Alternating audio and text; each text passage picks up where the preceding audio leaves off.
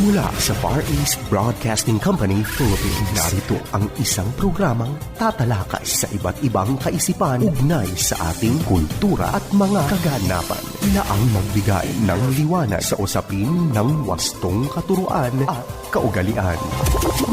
Kamalayan, kasama si Pastor Jebo Banzuelo.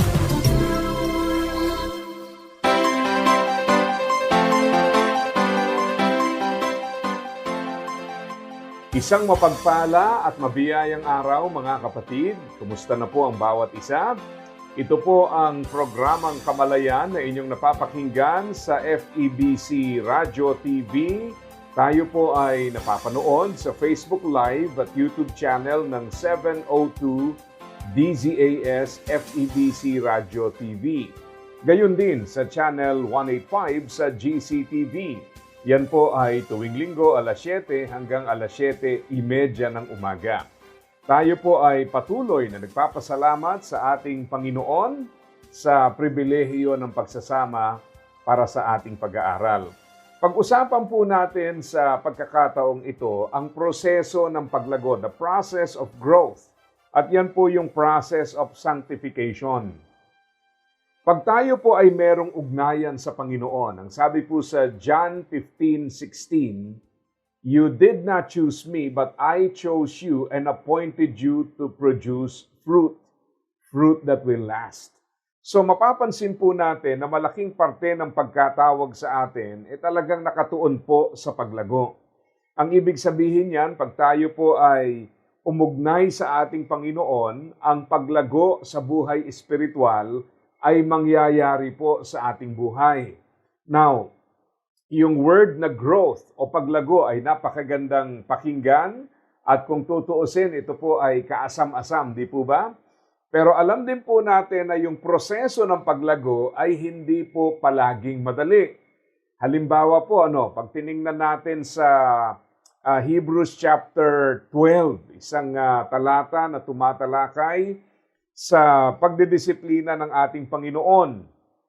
Pinaliwanag po sa Hebrews chapter 12, yung pong process ng discipline na ginagawa ng Panginoon sa atin. Ang sabi po sa Hebrews 12 verse 11, habang dinidisiplina tayo, hindi tayo natutuwa, kundi nasasaktan. Ngunit sa bandang huli, magbubunga ito ng mapayapa at matuwid na pamumuhay. So tingnan niyo po yung discipline is essential in spiritual growth.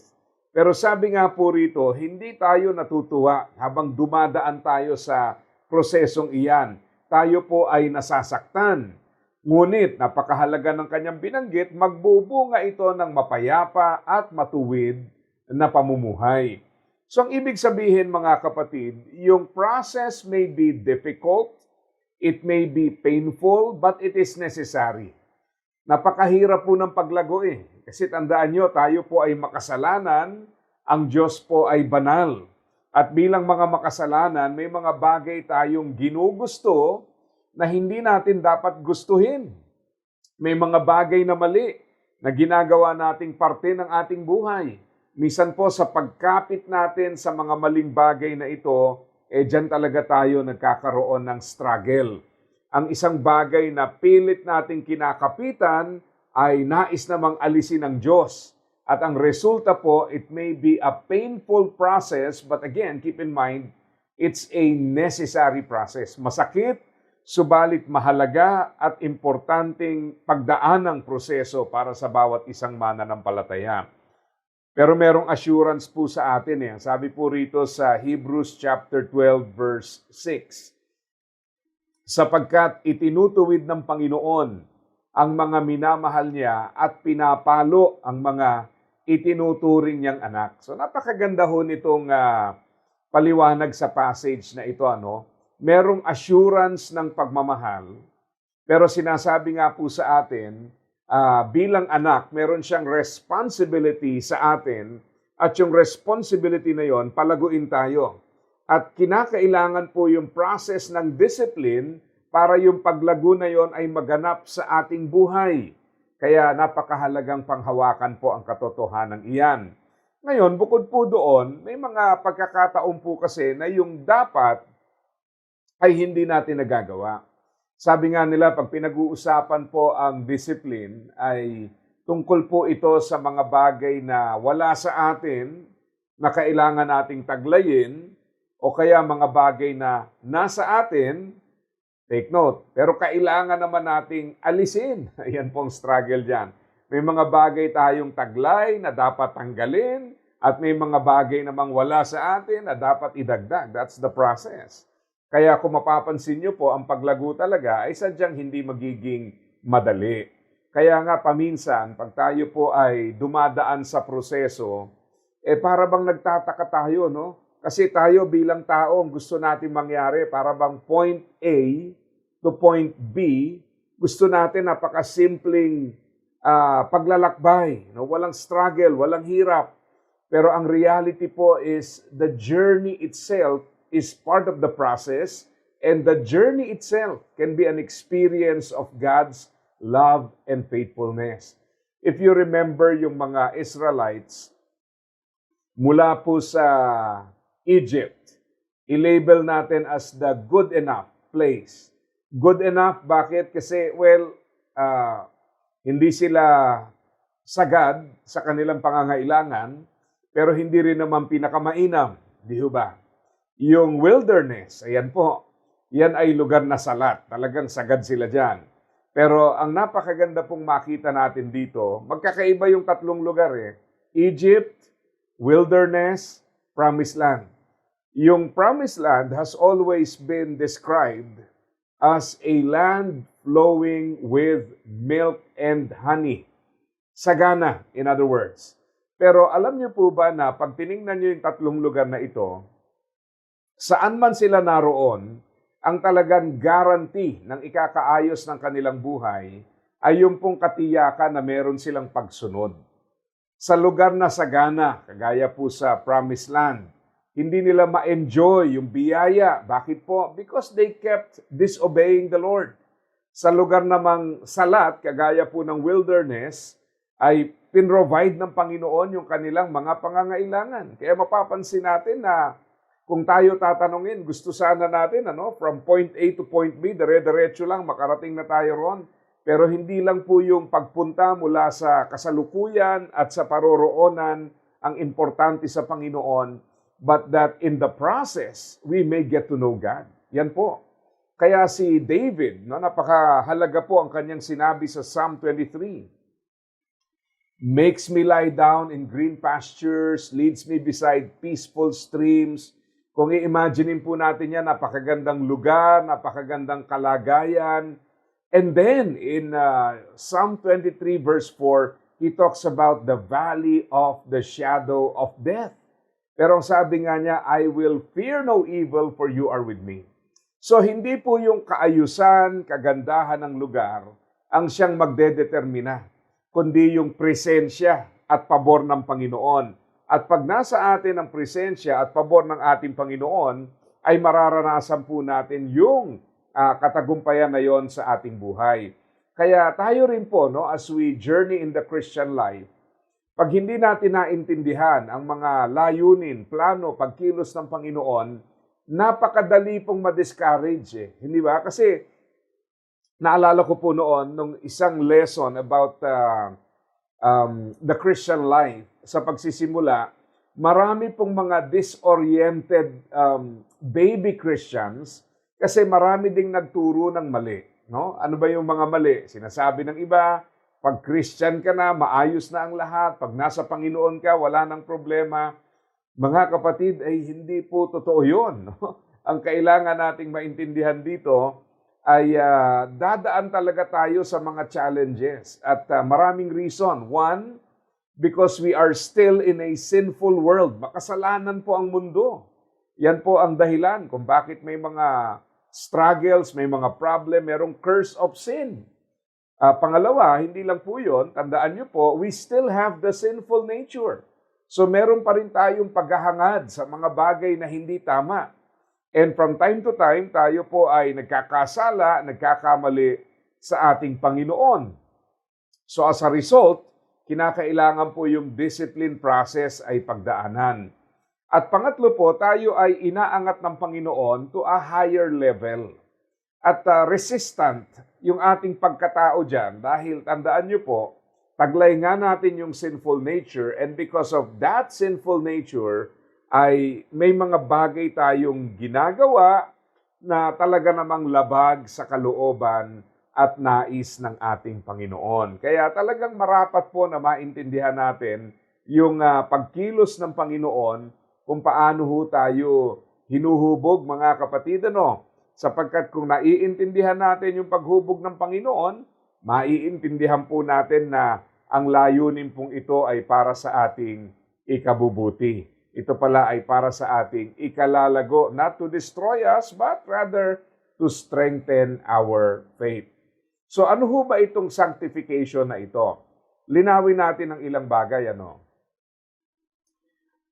Nung tayo po ay nakakilala kay Jesus, sa totoo lang po, tayo ay makasalanan, pero dahil sapat ang biyaya at sakripisyo ni Jesus para sa atin, tayo po ay naligtas.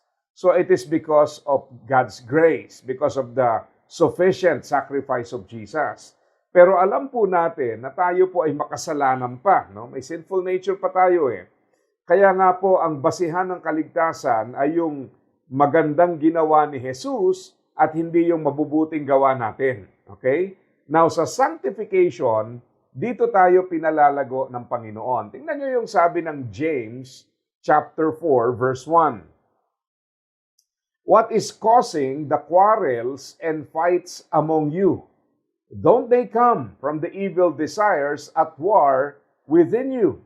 Saan daw ho ba nanggagaling itong mga awayan, samaan ng loob? Don't they come from the evil desires at war within you? Sa atin, sa saloobin po natin ang gagaling.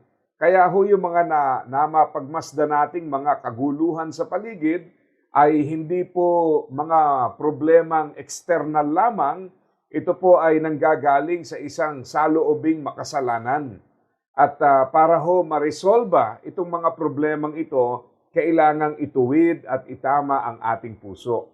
Yung binabanggit po dito, yung mga quarrels and fights na ito, they include yung mga domestic violence and even yung mga international problems na ating nakikita at nararanasan. Nanggagaling yan sa evil desires na nasa sa loob natin. At pag hindi po natin nalampasan na pagtagumpayan yan, ay patuloy nalilikha pa yan ng marami pang problema sa ating buhay at patuloy po ang struggle na iyon na mangyayari sa atin. Kaya nga, napakahalaga po that we understand this para makita natin yung necessity ng paghubog ng Panginoon sa ating buhay. Now, sa John 15, binanggit po doon that our Father is the gardener and He prunes the branches that do bear fruit so that they will produce even more. Yung mga namumunga na ay nililinisan para lalo pang maging mabunga. Yan. Alam nyo, I would say napakahalaga nung talata na yan para ipaliwanag, ipaunawa sa atin that if you are faithful to God, kung tayo po ay nagtatapat sa ating Panginoon, ang Panginoon po ay lalong kumikilos para gawin tayong lalo pang mabunga. Sabi ko nga sa inyo, madalas po, dyan pumapasok yung pagtataka ng karamihan Yung pagtataka na bakit kung kailan pa nagtapat, bakit kung kailan pa naglingkod, bakit kung kailan pa nagbigay ng buhay, at saka pa dumami itong mga problema. Ang reality po kaya natin siya nakikitang problema kasi hindi natin nauunawaan ano ba yung ginagawa ng Panginoon at ano ba yung layunin ng mga bagay na ito. So, what appears to us as problems may in fact be a beneficial process that will lead to fruitfulness. Bigyan ko kayo ng example para maintindihan natin, madalas nating ginagamit yung illustration po ng, if you remember, yung parable of the sower, yung manghahasik, di po ba? Ang interesting po doon, 4 kasi yung binagsakan nung iisang uri ng binhi. Yung daanan, so tinukalang ng ibon, yung mabato. At ang sabi ron, no, when problems and persecutions came because of the word, it wilted. No? So dahil may mga problema, ayan na, tumalikod. Yung kakaiba po rito, yung nahulog sa matinik. Ang sabi po ron, the busyness of life and the lure of wealth. Yan. Yung mga kaabalahan at yung paghahangad na yumaman. Yan po ang naglayo. Napakalaking panganib kung tutuusin, di po ba mga kapatid?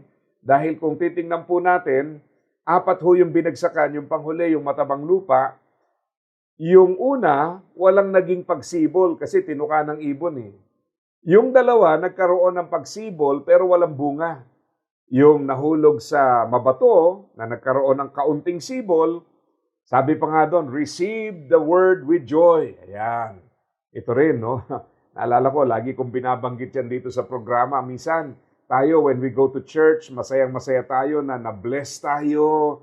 Pero again, uulitin natin mga kapatid, baka parehas lang tayo nung nahulog dun sa mabato. We say that we are blessed, we receive the word with joy, pero ang mahalagang tanong, namunga ba? Namunga ba? Kasi kung walang naging bunga, then it's not pleasing to the Lord. Yung pangatlo po, yung nahulog sa matinik, yan po, the busyness of life and the lure of wealth. Na-imagine natin ang isang tanim na napaliligiran po ng maraming iba pang mga tanim na sumasakal, sumusukal po ang paligid. At dahil po doon, hindi siya bunga at hindi siya lumalago ng ayon sa nais po ng nagtanim. At ang problem po doon, hanggat hindi natin inaalis itong mga bagay na ito, hindi talaga magkakaroon ng pamumunga eh. So kung naintindihan po natin yan, sometimes ang problem natin is not that we are not interested with the word, we are interested. Pero ang malaking problem po natin is that although we are interested, we are not willing to let go of certain things in our lives that is hindering the word, God's work in our lives. May mga bagay na kailangan palang alisin. Ayaw nating bitawan. May mga bagay na dapat nating talikuran, ayaw nating alisin.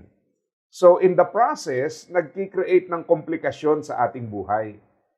Napakahirap yan kung tutuusin po. Ang issue hindi yung kawalan ng pagtanggap sa salita. Ang issue, dahil masyadong maraming nilalaman ng puso, hindi makausad. Sabi nga ng author na si John Maxwell, sabi niya, sometimes ang problem natin is not the desire to do something. May mga pagkakataon gusto nating gawin, pero ang problem daw po, may mga bagay sa kasalukuyan na ayaw nating pigilan, kaya po bandang huli, with the limited time, resources, and even energy that we have, pinipilit natin pagsamasamahin at ang resulta po hindi magbunga-bunga sa ating buhay. Yan po ang realidad niyan.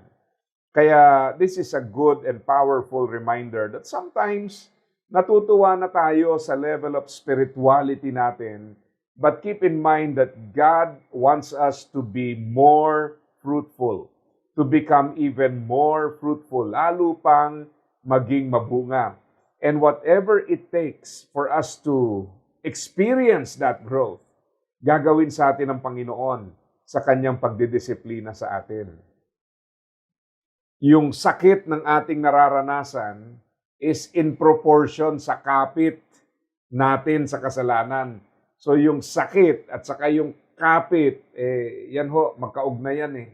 Mas kumapit tayo sa kasalanan, mas ayaw nating bitawan yung mga bagay na dapat talikuran, ang resulta mga kapatid, mapapansin mo, hindi talaga tayo makakapamunga ng sagana. So we really have to learn to let go of these things so that we can obey the Lord. Kaya hamon din sa atin ito, no? Kasi tayo naman, paminsan po, ang puso natin is satisfied with God. Sometimes, after a while, nababaling tayo sa ibang mga bagay, or sometimes we commit here and there, may mga attachments tayo that keeps hindering our spiritual progress. Totoo yan eh. Paminsan, yan po ang problema. Sabi nga meron akong aklat na nabasa na ang kanyang emphasis is how we can simplify our lives. Dahil ang sabi niya, kaya naman nagiging mahirap ang obedience because we complicate instead of simplify. And I agree with him. Complicate in what sense? Gusto mong lumago, wala kang time sa paglago. Gusto mong lumago, ayaw mo magbigay ng time sa mas malalalim na pag-aaral, pagsasanay para lumago. Di ho ba? Bakit? Again, babalik tayo dun sa walang time. So gusto mong lumago, wala kang time. Gusto mong lumago, busy ka. Gusto mong lumago at mamunga, pero wala ka namang ilalaan. So by not simplifying our schedule, we want to grow, but we have no room for growth. Sometimes, pati simplification ng ating finances. Alam niyo ba na yung finances natin dapat purpose-driven din? Oo. Dapat maliwanag sa atin ano yung pagkakagastusan, ano yung hindi, ano yung paglalaanan, ano yung hindi. Kasi pag hindi po naging malinaw yan, eto malungkot. Ang magiging struggle po natin dyan, mga kapatid, yung dapat, hindi yun ang nabibigyan natin ng panahon at napaglalaanan ng pera, yung hindi dapat, mas marami tayong nailalaan doon. At bandang huli, ano po nangyayari? Kung ano yung makapagpapalago, wala tayong budget. Kung ano yung mga hindi naman makapagpapalago at paminsan distraction pa sa buhay natin, dyan marami tayong allocation. Hindi ba? Well, tingnan po ninyo ngayon, ang mga tao po, pag tiningnan natin sa paligid, hindi na ho tayo, siguro, hindi nalilipas ang araw na hindi ka makakita ng taong nakatutok sa cellphone. And some people actually spend money on high-quality gadgets at yan po ay hindi para sa communication. Ang purpose po is either gaming or entertainment. Now, hindi natin sinasabing masama po yan. Ang sinasabi lang natin, sometimes, ang dali nating maglabas para sa mga ganyan, we get distracted by these things. And yet, pagdating sa mga bagay na makapagpapalago, ang gusto natin yung libre, ang gusto natin yung wala tayong gastos, o kaya konting bagay ng hinayang tayo, di ho ba? Hindi tayo makabili ng mga libro makakatulong sa paglago, or maybe mga subscription sa mga online channels or even resources that can make us spiritually grow. So yan po ang problem natin, mga kapatid. Pagka sa ibang bagay, it's easy. Pero pagdating sa paglago, we find it difficult. Kaya pag hindi na itama ang ating puso, talagang yung paglago, mag-struggle tayo dyan eh. So, to simplify means, what is really your priority? Your money, your time, your energy, and everything else must align for that intended purpose. Dapat lahat maglakip-lakip para sa layunin na yon. Para pag naglakip-lakip sa layunin na iyon, talagang magagawa po natin. Di po ba? Pero kung habang tumatagal, dagdag tayo ng dagdag ng mga distractions, mga things to do, samantalang walang inaalis dun sa luma, well, the struggle will be perpetual. Hindi mawawala itong mga struggle na ito. So ang challenge po ng sanctification is to simplify our lives. It should be all about one person, and that is the Lord Jesus Christ. So sana po ay naging pagpapala itong pag-aaral para sa bawat isa. Muli, ito po ang programang Kamalayan na napapakinggan sa FEBC Radio TV. Tayo po ay napapanood sa Facebook Live at YouTube channel ng 702 DZAS FEBC Radio TV, gayon din sa channel 185 sa GCTV. Ito po ang inyong lingkod, Pastor Jebo Banzuelo, pansamantalang nagpapaalam at nagpapaalala sa bawat isa na ang buhay na ginagamit ng husto at wasto ay walang pagsisisi pagdating sa dulo. God bless po sa inyong lahat. Iyong napakinggan ang Kamalayan, para sa iyong mga tanong, komento at suhestyon, mangyaring bumisita sa ating Facebook fanpage, Kamalayan FEBC, o mag-email sa kamalayan@dzas.febc.ph.